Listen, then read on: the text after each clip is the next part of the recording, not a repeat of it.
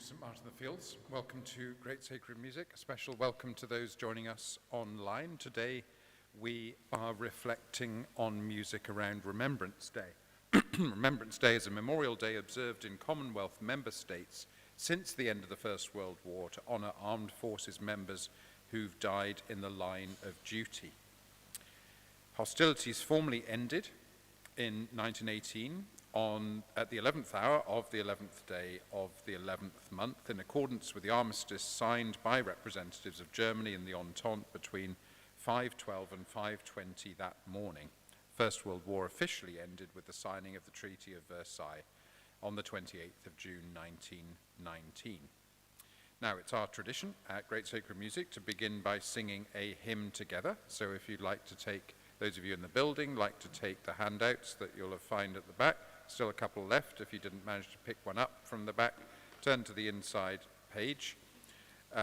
You'll see there's two hymns there. Isaac Watts based our first hymn on Psalm 90, contrasting the frailty of the human condition with the majesty of God. Its most evocative line is "Time like an ever-rolling stream," which speaks to the ephemeral character of human life in a way that links this hymn with the themes of remembrance. The hymn was originally part of a publication of Watts in 1719 entitled "The Psalms of David Imitated in the Language of the New Testament." They did like their snappy titles in the early 18th century. In this book, he paraphrased in Christian verse the entire Psalter except for 12 psalms, which he felt were unsuited for Christian usage. The hymn tune "St. Anne" was composed by William Croft in 1708 while he was the organist of our neighbour church, St. Anne's in Soho, just 3/4 of a mile up the road in that direction. He went on to be organist of Westminster Abbey. So we remain seated, the voices stand and lead us as we sing together, "O God, our help in ages past."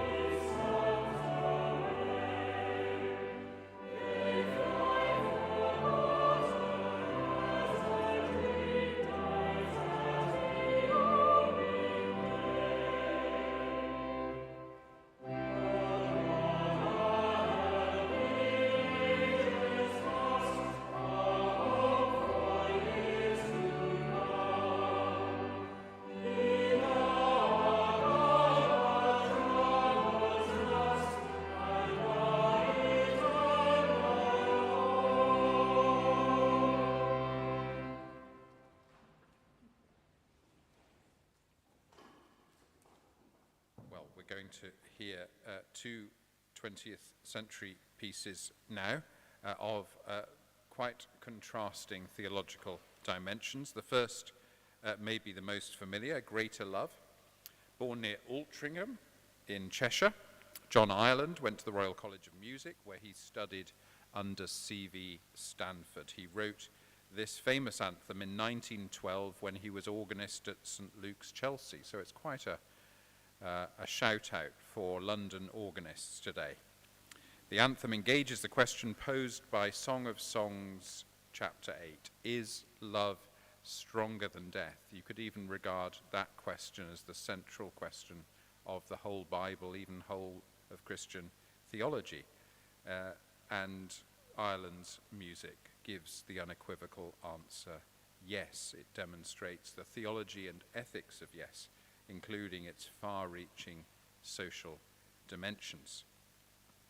Then we have a Canadian piece. Eleanor Daly was born in Ontario and has lived most of her life in Toronto. Her a cappella requiem mixes Latin and Russian texts with scripture and more contemporary popular piety. In Remembrance is based on some famous words of Mary Fry. Mary Elizabeth Clark was born in 1905, orphaned at the age of 3. In 1927, at the age of 22, she married Claude Fry. She wrote her famous poem, "Do Not Stand at My Grave and Weep," 5 years later in 1932. She spent most of her life in Baltimore, Maryland, only died in 2004. And if you don't recognize the words of this anthem, where have you been? Let's enjoy these two pieces now together.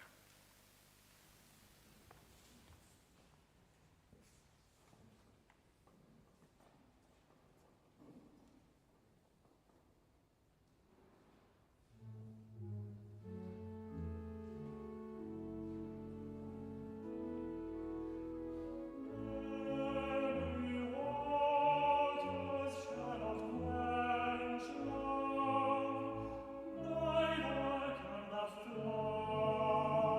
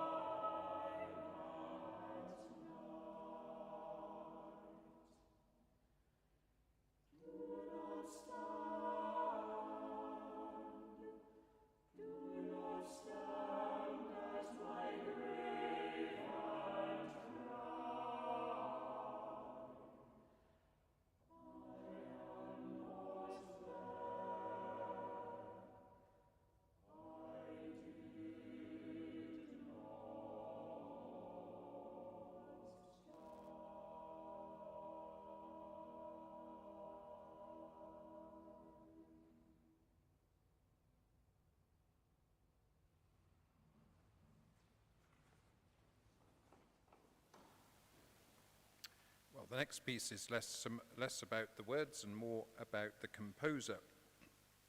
William Dennis Brown was a friend of Rupert Brooke at Rugby and at Cambridge. He met many musicians at Cambridge, including Vaughan Williams, and was regarded as the most promising of them all.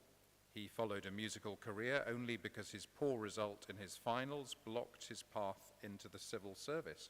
Why would you be a musician if you could be in the civil service, I ask you? Brown died at Gallipoli in 1915, aged 26. He asked friends to destroy the compositions that weren't his best, so fewer than 20 remain, including his Nunc Dimittis in A. The Nunc, as you'll know, has profound resonances of farewell and beginning, and it's in the context of Simeon telling Mary, a sword will pierce your own heart also. So as we hear these words, we imagine William Dennis Brown's mother hearing of his death at 26 years old.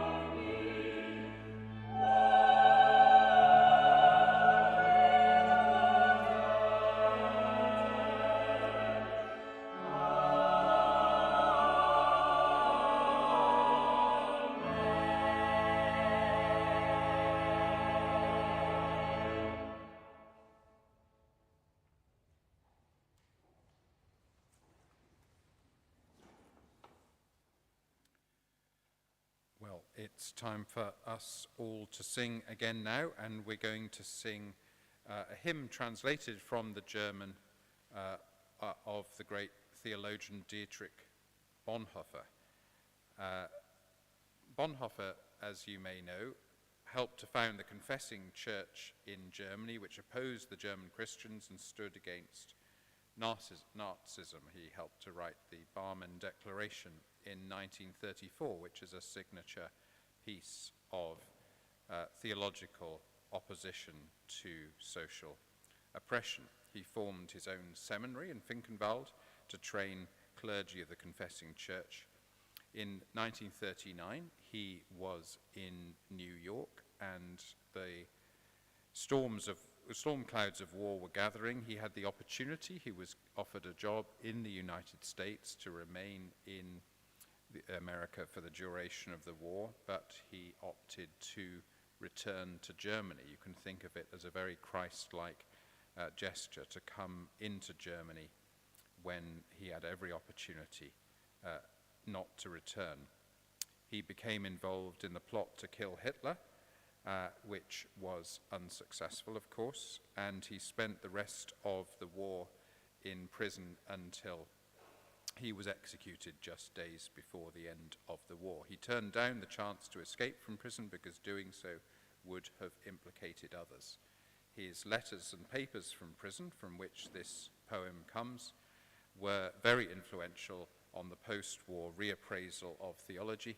You may know famous phrases like religionless Christianity and a world come of age that were hugely influential in the 1960s. We remain seated. The voices will stand and lead us as we sing this translation of one of his poems from the letters and papers, by gracious powers so wonderfully sheltered.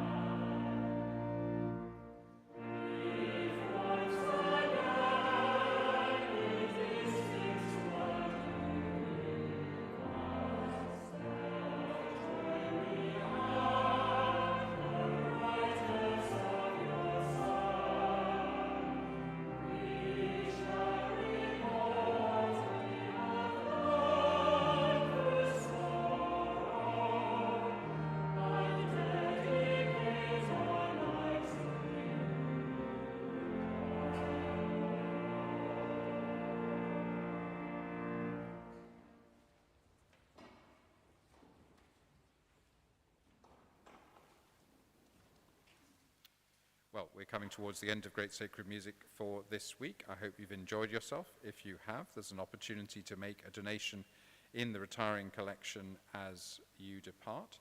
Do look out for our sister program on Sunday at 3:15, Choral Classics. Do join us for that. Also our new initiative at 1 o'clock on a Monday, Let Every Corner Sing, which is similar to this, but with global music. Do look out for that if you're in town on a Monday lunchtime. Now we're going to finish with a composition by the great Nils Greenhow. Nils Greenhow gets the epithet the Great because he was a choral scholar here at St. Martin-in-the-Fields. He went on to become a member of the Voices. In fact, I think I'm right in saying that he was a member of the Voices on the very day that we had our first great sacred music, which I think was 11 years ago to this very day. He went on to become our composer in residence, and then he has gone on to great things since then, but it doesn't get greater than singing at St. Martin-in-the-Fields, you understand. Anyway, this is his setting of the famous words for the fallen, sometimes known as We Will Remember Them. On 23rd of August 1914, in Britain's opening action of World War I on the Western Front, the British Expeditionary Force was defeated at the Battle of Mons. For the Fallen was specifically composed by Lawrence Binyon in honor of the casualties of the BEF. Binyon composed the original poem while sitting on the cliffs between Pentire Point and the Rumps in North Cornwall. It was first published in the Times in September 1914. Its tone is much more in keeping with the later stages of war than the gung-ho sentiments of the beginning of the war. Binyon's biographer said by 1918 it was an infinitely better poem than it had been in 1914. Fourth stanza was written first and is today taken alone as a liturgy of remembrance. The line, "Age shall not weary them," echoes Enobarbus's description of Cleopatra in Antony and Cleopatra. Age cannot wither her, nor custom stale her infinite variety. The line, "Lest we forget," taken from Rudyard Kipling's poem Recessional, which incidentally has nothing to do with remembering the fallen in war, is often added as if it were part of the ode. The words are read by a British soldier at the Menin Gate in Ypres every evening at 8 in the evening, after the first part of the last post and followed by a minute of silence. Thanks for joining us.